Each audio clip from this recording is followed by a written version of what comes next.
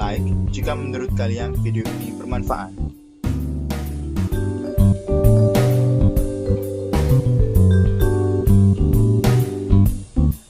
Pada video kali ini kita akan membahas tentang keanekaragaman hayati pada makhluk hidup. Bagian pertama.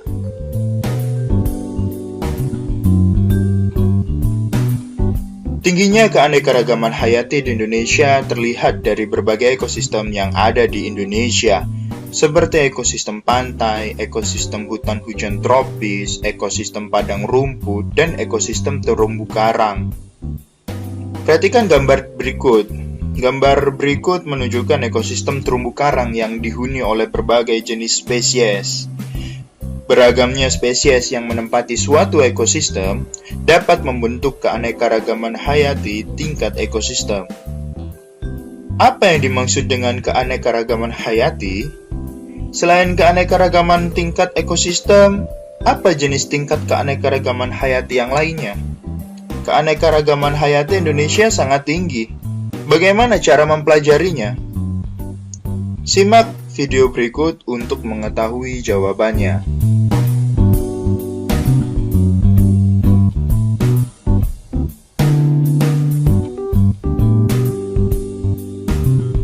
Keanekaragaman hayati pada tanaman Sansevieria ini merupakan keanekaragaman hayati tingkat gen.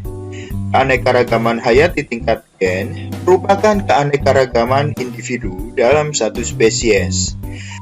Keanekaragaman tersebut terbentuk karena beberapa faktor. Salah satunya adalah variasi gen. Selain keanekaragaman tingkat gen, terdapat juga beberapa jenis tingkat keanekaragaman hayati, yaitu tingkat jenis dan tingkat ekosistem. Keanekaragaman hayati menunjukkan keseluruhan variasi gen, jenis, dan ekosistem di suatu daerah. Penyebab keanekaragaman hayati ada dua faktor, yaitu faktor genetik dan faktor luar. Faktor genetik bersifat relatif konstan atau stabil pengaruhnya terhadap morfologi atau fenotip organisme.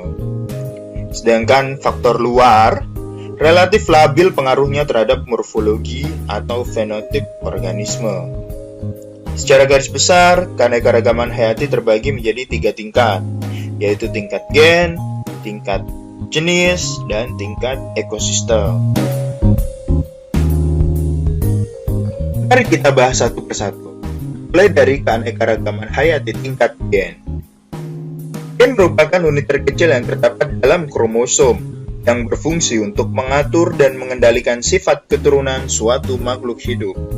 Susunan perangkat gen menentukan ciri dan sifat pada individu yang bersangkutan. Perbedaan gen atau variasi gen pada setiap makhluk hidup menyebabkan sifat yang tidak tampak atau genotip dan sifat yang tampak atau fenotip pada setiap makhluk hidup berbeda. Perbedaan susunan perangkat dasar gen setiap individu dalam satu spesies akan mengakibatkan terjadinya keanekaragaman gen. Bisa kita lihat pada contoh berikut. Di sini terdapat macam-macam anjing. Meskipun bervariasi, anjing-anjing ini masih dalam satu jenis atau satu spesies. Yang membedakan antara anjing satu dengan anjing yang lain sehingga tampak berbeda adalah materi genetik yang terdapat dalam tubuhnya, sehingga menyebabkan perbedaan sifat yang tampak atau fenotip. Begitu pula, hal yang sama terjadi pada ayam-ayam berikut. Keanekaragaman gen pada ayam yang dapat terlihat pada perbedaan sifat antara lain warna bulu dan bentuk pialnya. Keanekaragaman gen dapat terjadi secara alami akibat perkawinan antar makhluk hidup yang sejenis. Susunan gen suatu individu berasal dari kedua induknya. Kombinasi susunan perangkat gen dari kedua induk tersebut akan mengakibatkan keanekaragaman individu dalam satu spesies berupa varietas-varietas yang terjadi secara alami. Keanekaragaman gen juga dapat terjadi secara buatan melalui perkawinan silang atau hibridisasi. Jadi, keanekaragaman gen merupakan keanekaragaman individu dalam satu jenis makhluk hidup.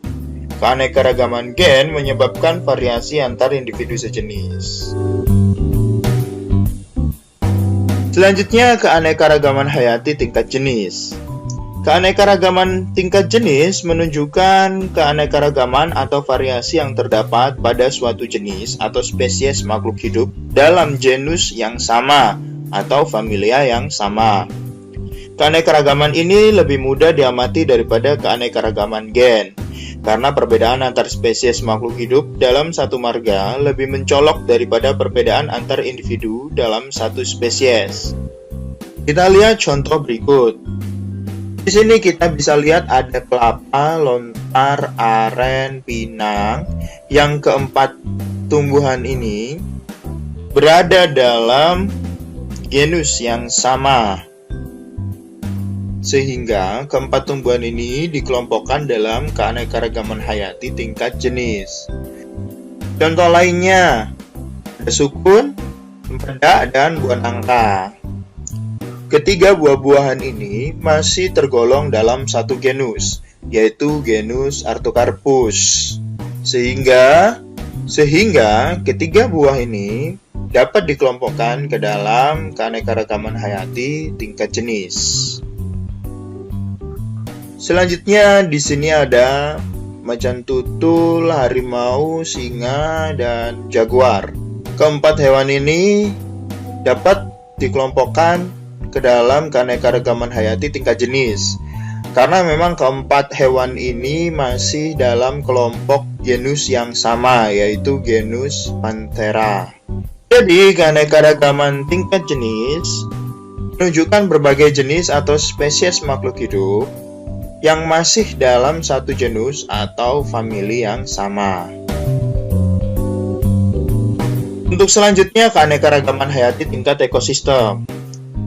Ekosistem sendiri merupakan suatu kesatuan yang dibentuk oleh hubungan timbal balik antar makhluk hidup atau biotik dengan lingkungannya atau abiotik. Hubungan timbal balik ini yang akan menimbulkan keserasian hidup dalam ekosistem. Setiap ekosistem memiliki ciri-ciri lingkungan fisik, lingkungan kimia, tipe vegetasi atau tumbuhan, dan tipe hewan yang spesifik. Perbedaan komponen-komponen penyusun ekosistem tersebut mengakibatkan perubahan dari interaksi yang ada, sehingga menciptakan ekosistem yang berbeda-beda pula. Kita lihat dua contoh berikut. Di sini ada beberapa jenis ekosistem, yaitu hutan hujan tropis, sabana, padang rumput, gurun, hutan gugur, taiga, dan tundra. Ketujuh ekosistem ini dapat dikelompokkan ke dalam ekosistem darat.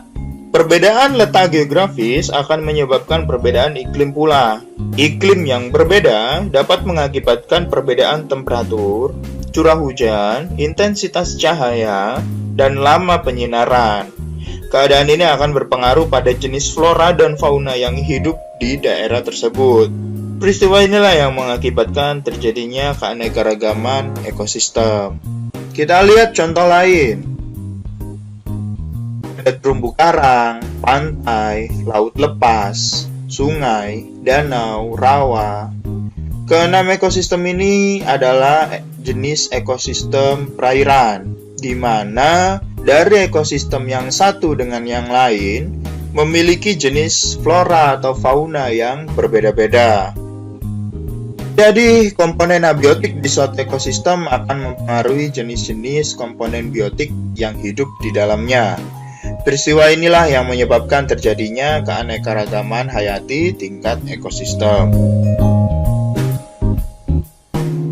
Nah, sekarang kita coba pelajari termasuk ke dalam golongan keanekaragaman hayati tingkat apakah makhluk hidup berikut. Di sini saya memiliki beberapa jenis mangga. Ada mangga arum manis, mangga mana lagi, mangga falan, mangga golek, dan mangga madu. 5 jenis mangga ini termasuk jenis keanekaragaman hayati tingkat apa ya? kelima mangga ini termasuk dalam kelompok keanekaragaman hayati tingkat gen. Karena kelima buah mangga ini masih tergolong dalam satu jenis tumbuhan yang sama, yaitu tumbuhan mangga atau Mangifera indica. Meskipun memiliki penampilan yang berbeda-beda. Karena memang penampilan yang berbeda ini yang disebabkan oleh adanya gen yang berbeda-beda pula di dalam tubuh masing-masing tumbuhan mangga. Selanjutnya kita memiliki beberapa jenis jeruk. Ada jeruk nipis, jeruk lemon, jeruk purut, jeruk bali, dan jeruk keprok. Dari kelima jenis jeruk ini termasuk keanekaragaman jenis apa ya? Kelima jenis jeruk ini masuk dalam kelompok keanekaragaman hayati tingkat jenis. Kenapa? Mari kita lihat nama ilmiah masing-masing jeruk ini. Jeruk nipis, Citrus aurantifolia. Jeruk lemon, Citrus limon. Jeruk purut, Citrus histrik. Jeruk bali, Citrus maxima. Dan jeruk keprok, Citrus reticulata. Dari kelima nama ilmiah jenis jeruk berikut memiliki nama ilmiah yang berbeda-beda, namun pada nama genusnya adalah sama, yaitu genus Citrus.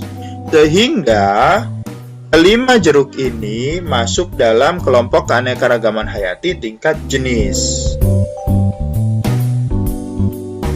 Sekian video kali ini, sampai jumpa di video bagian selanjutnya. Terima kasih dan semoga bermanfaat. Wassalamualaikum warahmatullahi wabarakatuh.